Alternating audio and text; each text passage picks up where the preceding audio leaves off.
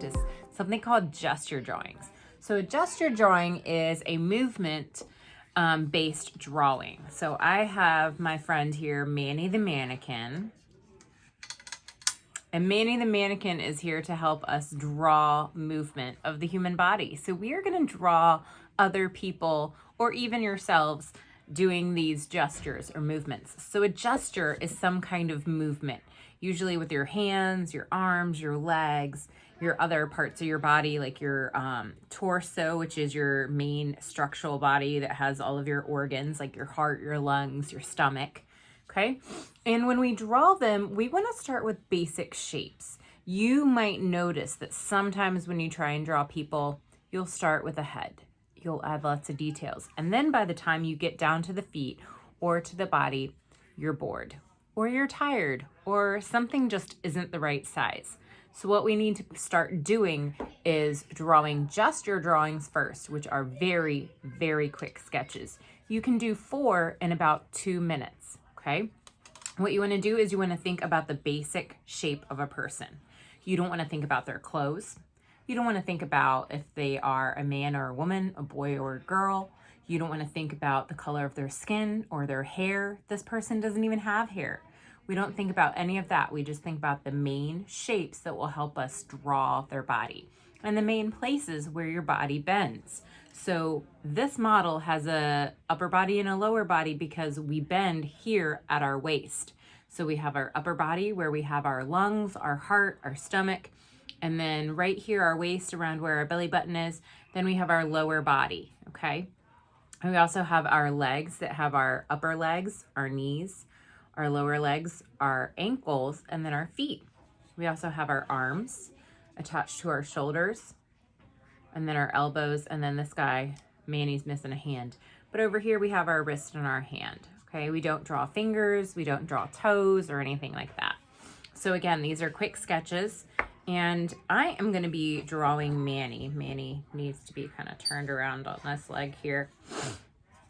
So I'm gonna use him to do some big gestures, okay? Maybe I'll make him do like head, shoulders, knees, and toes or something. All right, so you're gonna start this way. If you have someone at your house or at daycare or a brother or sister, especially little brothers and sisters, or if you're someplace else, you can always use a picture of someone that you find maybe on your Chromebook by searching gesture or athlete or movement. So we want to get in the habit of doing these quick drawings.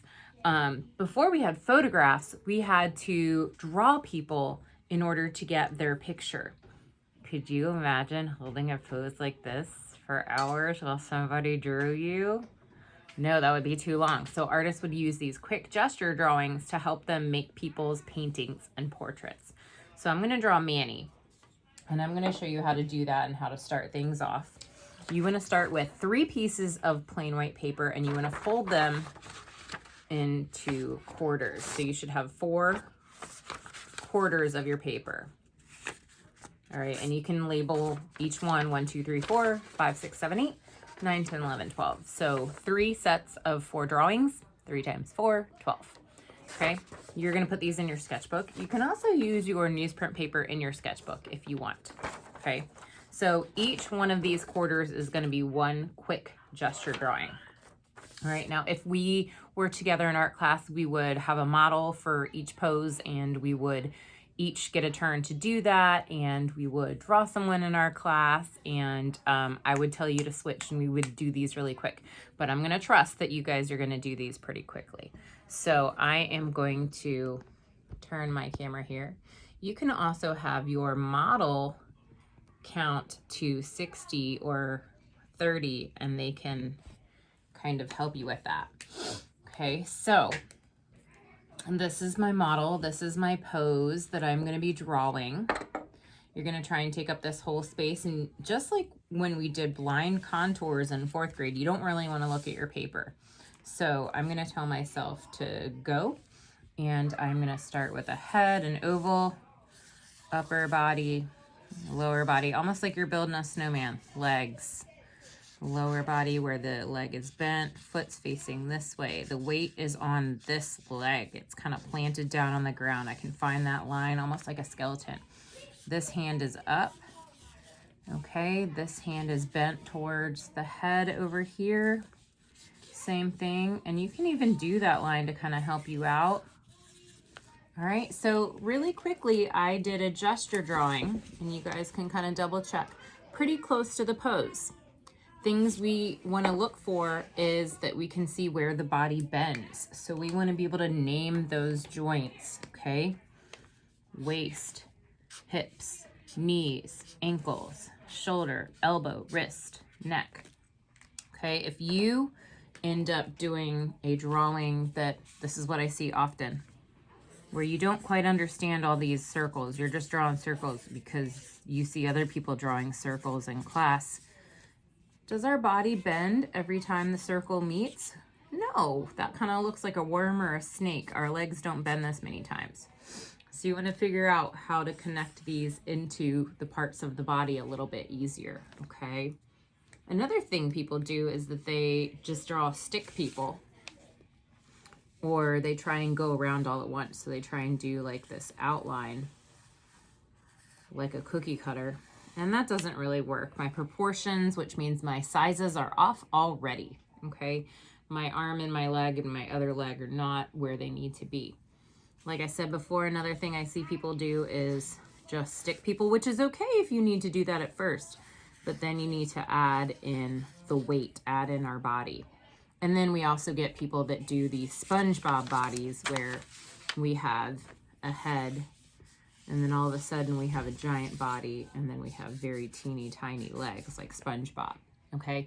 So you want to keep that size relationship accurate, which means if you have hips, your legs are going to be around the same size as your hips. Your legs are as long as your body. This is the midway point, not your waist. Your hips are about where you have half of your body. Your arms, believe it or not, go almost all the way down to your knees. Most people, if you really spread your arms down, you're going to get about halfway down your leg here, at least when you're an adult. And if you spread your arms out, your distance between your fingertips will measure as tall as you are. So this should be the same distance here as it is from the tip of your head to the tip of your toes. Okay, so again, that changes as you grow. Some things grow more than others, and some things grow before others. And in 5th grade, our feet tend to grow first for some reason. So all of that can change, but by the time you're an adult and you're done growing, that's generally the way we are measured. Now, again, that can change because we're all different people, and that's what makes you special and different and beautiful. But these are general rules that kind of generally apply to people. Once you've got that gesture drawing, you can put your model or your photograph away, and you don't need it anymore except for art class, okay? But if you wanted to draw a friend running, this would be a really great way to start. This would be a great way to do it. I'll show another example. So let's do a picture of Manny as an athlete. This athlete is training for a race. Let's see if I can get Manny's legs going forward. This is a very old mannequin, so it doesn't tend to bend as well. Same thing with Ms. Sosha. I don't always tend to bend as well. Okay, so when we run, we really want to have our arms helping with stability. Okay, so if I'm drawing Manny running, I'm going to bend the waist a little bit, and I'm still going to focus on the size and the proportion. So the size related to something else. So I'm going to try and do this quick. So my person's head is facing down, their upper body is here, drawing the lower hips and the waist. First leg is facing forward. Uh-oh, running out of space. That's okay. It's just a quick sketch. First arm is here, here, and then pointing up. Back leg is bent, toes are pointing down, back arm is swinging. Okay, so again, a quick way to capture that movement. You should be able to name your bends, your joints, your places where your body connects. So knees, ankles, hips, wrists, elbows, shoulder and neck, okay? we're going to use these drawings for our next project. So don't get rid of them. Don't trash them. You want to do 12 of these drawings. So a set of 4, a set of 4, a set of 4. If you want to do the same drawing over and over to keep practicing, you can. If you want to have one person do one set of 4 and then use 4 from a photograph, you can do that as well. These little models, they're not real cheap, but you can find them on the internet. You can find tiny ones as well. This is a big one for art class. And they can also help you. So what you can do is draw 12 of these, and then you're going to upload a photograph of your 4 favorite. So to our Schoology album, and they're all going to look silly. So don't worry about someone else making fun of yours or judging yours, because they should all look really silly like this. Okay. So you're going to pick your 4 best one, your one set, and you're going to upload that to Schoology, to our photo album. Okay. And that's how I can give you credit for having done your gesture drawings this week. So boys and girls, I hope you have fun capturing movement. And if you have any questions, please let me know. But I look forward to seeing your drawings on Schoology.